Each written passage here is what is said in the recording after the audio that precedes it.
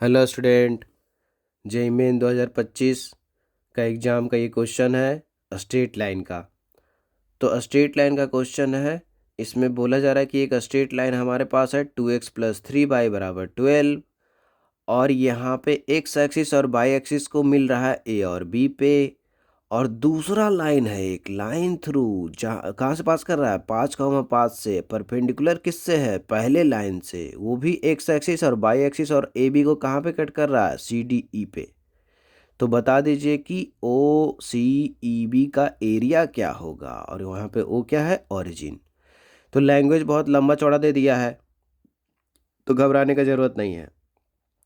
अगर से क्वेश्चन नहीं बन रहा है, क्वेश्चन आप पढ़ते हैं, आपको क्वेश्चन समझ में नहीं आता है, अगर समझ में आ जाता है तो क्या कॉन्सेप्ट लगा ये नहीं पता चल पाता है, तो आप यहाँ इस प्लेटफॉर्म से जुड़िए। इस प्लेटफॉर्म पे बहुत डिटेल्ड में एक्सप्लेन किया जाएगा कि आप जो कॉन्सेप्ट पढ़ चुके हैं वो उसको कैसे क्वेश्चन में अप्लाई करके हम क्वेश्चन को सोल्व कर सकते हैं, आंसर तक पहुँच सकते हैं, और हम 4 नंबर पा सकते हैं और अच्छा कॉलेज में जा सकते हैं।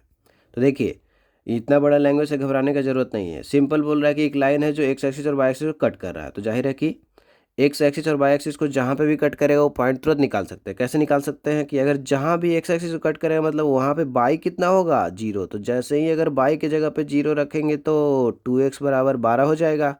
तो x बराबर कितना हो जाएगा 6, तो 6,0 आ गया। ये बाई एक्सिस को कहाँ पे कट करेगा, तो जहाँ भी बाई एक्सिस को कट करेगा बाई एक्सिस पे हमेशा x कितना होता है 0, तो जैसे ही x 0 रखेंगे तो 3 × बाई बराबर हो जाएगा 12।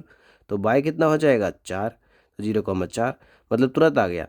लाइन का एक्स एक्सिस को जहाँ पे कट कर रहा था वो पॉइंट आ गया, बाई एक्सिस को जहाँ पे कट कर रहा था वो पॉइंट आ गया। उसके बाद उसके बाद हमारे पास एक दूसरा लाइन है, वो किसके परपेंडिकुलर है पहले लाइन से, और कहाँ से पास कर रहा है 5,5 से। अब देखिए, अगर ये लाइन हमारे पास होता है कोई भी लाइन, तो हम ये कॉन्सेप्ट जानते हैं कि अगर लाइन हमको लिखना है इससे परपेंडिकुलर तो उसके स्लोप में क्या रिलेशन होता है, m1 × m2 होता है -1। अब देखिए, लाइन अगर इसके परपेंडिकुलर होगा तो इतना जो ax+by देख रहे हैं उसमें क्या बदलाव होगा, स्लोप में क्या बदलाव होगा, उसके x और y के साथ में जो लिखा हुआ क्या बदलाव होगा, तो ज़्यादा बदलाव नहीं होगा। x के साथ जो a है वो अदला बदली हो जाएगा, यहाँ पे a आ गया और यहाँ पे b आ गया, मतलब bx और ay हो गया। अब बीच में अगर पहले प्लस था तो यहाँ पे क्या हो जाएगा माइनस। तो इस तरीके से अगर परपेंडिकुलर लाइन लिखना हो तो सीधे ax+by के जगह पे हम लिख सकते हैं bx-a/, और इधर जो कांस्टेंट है वो बदल जाएगा, c के जगह पे आ गया d। तो देखिए, हमारा लाइन है 2x+3y। अब इसके परपेंडिकुलर अगर लाइन कोई चाहिए तो सीधे क्या लिख देंगे 3x-2y, और प्लस कांस्टेंट की जगह पे d ले लिए कि कांस्टेंट अभी नहीं पता है। अब ये जो लाइन है 5,5 से पास कर रहा है, तो जब हम x की जगह पे 5 रखेंगे और y की जगह पे भी 5 रखेंगे तो d कितना निकल जाएगा, यहाँ से d निकल जाएगा -5। तो d जब -5 रख देंगे तो हमारा लाइन L2 क्या आ जाएगा 3x-2y-5। अब ये जो लाइन है वो भी x एक्सिस को कट कर रहा है और y एक्सिस को कट कर रहा है। कहाँ कहाँ पे कट कर रहा है c और d पे। तो चलिए c पॉइंट कैसे निकलेगा, तो उसी तरीके से x एक्सिस को जहाँ पे भी कट करेगा वहाँ पे y कितना रख देंगे 0, तो ये 5 उधर चल जाएगा, तो 5 बटे कितना हो जाएगा 3, तो 5/3, 0। उसी तरीके से ये बाई एक्सिस को कहाँ पे कट करेगा ये जानना चाहते हैं, तो बाई एक्सिस पे क्या हो जाता है एक्स कितना हो जाता है 0, तो इसको अगर 0 रख देंगे तो यहाँ पे उधर जाके 5 हो जाएगा, तो 5/2, और ये माइनस भी रह जाएगा तो -5/2। तो दूसरा लाइन भी एक्स एक्सिस बाई एक्सिस को कहाँ पे कट कर रहा था ये प्राप्त कर चुके हैं। तो हमको सी और डी पॉइंट आ चुका है। अब इसका डायग्राम बनाइए, क्योंकि हमको एरिया निकालना है और किसी रीजन का निकालना है। कौन से रीजन का, ओ सी ई बी का। तो देखिए, अब ओ सी ई बी कहाँ से मिलेगा, तो सबसे पहले पहला लाइन था, ये पहला लाइन बनाया है जो कि एक्स एक्सिस और वाई एक्सिस को कट कर रहा है ए और बी पे। तो ए और बी पॉइंट निकाल चुके थे तो दर्शा दिए डायग्राम में। उसी तरीके से दूसरा लाइन जो इसके परपेंडिकुलर है उसका कहाँ से पास कर रहा है 5,5 से, वो एक्स एक्सिस और वाई एक्सिस को कहाँ पे कट कर रहा है सी और डी पे। इस तरीके से दिखा दिए। तो अब देखिए, दोनों लाइन दिखाने के बाद, और ये है ओ सी डी और ई भी है। ई पॉइंट क्या है, जो दूसरा लाइन था वो पहले लाइन को जहाँ पे कट कर रहा है उसका नाम क्या है ई। अब ये दिखाने के बाद हमको ये दिखाना है कि क्या पूछ क्या रहा था, ओ सी ई बी। तो देखिए, ओ तो ऑरिजिन है यहाँ पे है, ओ सी तो सी यहाँ पे है और ई यहाँ पे है और बी यहाँ पे है, इसी का एरिया पूछ रहा है। मतलब इस जो डार्क है उसी रीजन का क्या पूछा जा रहा है, एरिया बता दीजिए। अब देखिए ये ट्रायंगल तो है नहीं कि सीधे फॉर्मूला लग जाएगा, ये क्वाड्रिलेटरल है, क्वाड्रिलेटरल में भी पैरेललोग्राम और कोई ऐसा है नहीं जिसमें सीधे फॉर्मूला लग जाएगा। अब इस रीजन का एरिया निकालने के लिए थोड़ा सा कलाकारी करना होगा। देखिए तो इस रीजन का एरिया हम निकाल सकते हैं, अगर पूरे रीजन में से इतना रीजन का एरिया निकालिए, क्योंकि ये क्या है, ये एक ट्रायंगल है, ओ ए बी कैसा है, शेप का है, ट्रायंगल का शेप का है। तो अगर ओ ए बी का ट्रायंगल का एरिया निकाल लीजिए, उस एरिया में से अगर इस ट्रायंगल का एरिया घटा दिए तो किसका एरिया मिल जाएगा, इसका एरिया मिल जाएगा। अब बताइए इस ट्रायंगल का एरिया कितना आसानी से निकल सकता है ना, ओ ए बी है तो ट्रायंगल राइट एंगल ट्रायंगल है, तो सीधे ये बेस हो गया और ये हाइट हो गया। तो बेस तो यहाँ से यहाँ दिख रहा है 6 और इसका हाइट कितना दिख रहा है 4, तो 6 चौका 24/2, इसका एरिया बड़े वाले का कितना हो जाएगा 12। अब बताइए ये जो ट्रायंगल है उसका एरिया कैसे निकलेगा, तो इसमें अगर एरिया निकालना चाहते हैं तो ये इसके लिए बेस बन जाएगा ए सी और हाइट कौन बन जाएगा ई एफ, हाइट बन जाएगा।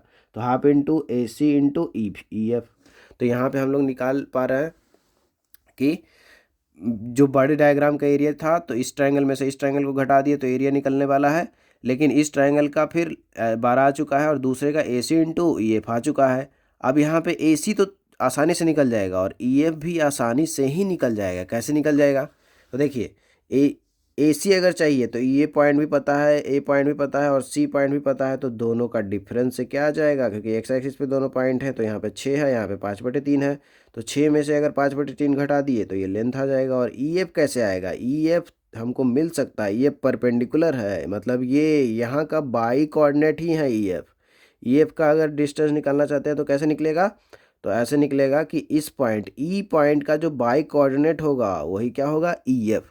तो अब क्या करेंगे, ई पॉइंट कैसे निकलेगा, अब देखिए पहला लाइन जो था और दूसरा लाइन जो था दोनों इंटरसेक्ट कहाँ पे कर रहा है ई पे, तो ई पॉइंट मिलेगा दोनों के इंटरसेक्शन से, और हमको एक्स कोऑर्डिनेट का जरूरत ही नहीं है, बस किसका जरूरत है बाई कोऑर्डिनेट का। तो दोनों लाइन को सोल्व करके हम बाई कोऑर्डिनेट निकाल लेंगे। अब देखिए लाइन को कैसे सोल्व करते हैं, तो यहाँ पे ये पहला लाइन था और ये दूसरा लाइन है। अब यहाँ पे हमको बाई का वैल्यू चाहिए तो हम एक्स वाले को गायब करेंगे। कैसे कर सकते हैं, यहाँ पे 2x है, यहाँ पे 3x है, तो दोनों को बराबर करेंगे तभी गायब होगा। तो यहाँ पे बराबर कैसे कर सकते हैं, तो 2 को इसमें 3 से गुना कर दिए पहले इक्वेशन में से और इसमें 2 से गुना कर दिए, तो जैसे ही गुना करके घटाएंगे तो एक से एक्स वाला कट जाएगा, क्योंकि 2 × 3 6 हो चुका है, 3 × 2 6 हो चुका है। अब यहाँ पे बाई में कितना बचेगा, तो 3 × 3 9, और यहाँ पे माइनस माइनस क्या हो गया प्लस, घटा रहे हैं तो 2 × 2 4 बाई, तो 9 बाई प्लस 4 बाई। अब RHS में क्या बचेगा, 12 × 3 36, 5 × 2 10, तो 36 में से 10 गया तो 26। अब बता दीजिए 26/13 कितना हो जाएगा 2। तो बाई का वैल्यू आ चुका है 2, तो वही जो बाई था वही किसका लेंथ था ई एफ का, तो वो भी कितना आ गया 2।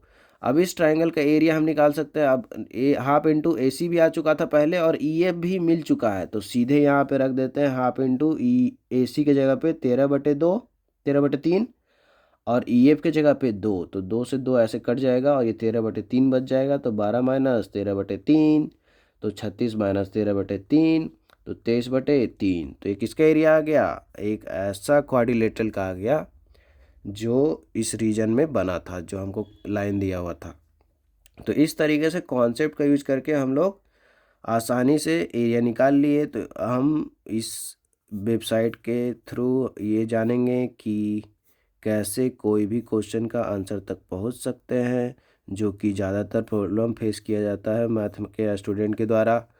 तो आप अपना जो भी डाउट है इस प्लेटफॉर्म के थ्रू शेयर कर सकते हैं, जो भी दिक्कत है सारा बता सकते हैं, आपका सारा डाउट दूर किया जाएगा और आपको सारा क्वेश्चन सोल्व करने लायक बनाया जाएगा, ताकि आप भी जेईई मेन में अच्छा से अच्छा स्कोर ला सके और अच्छा से अच्छा कॉलेज में जा सके।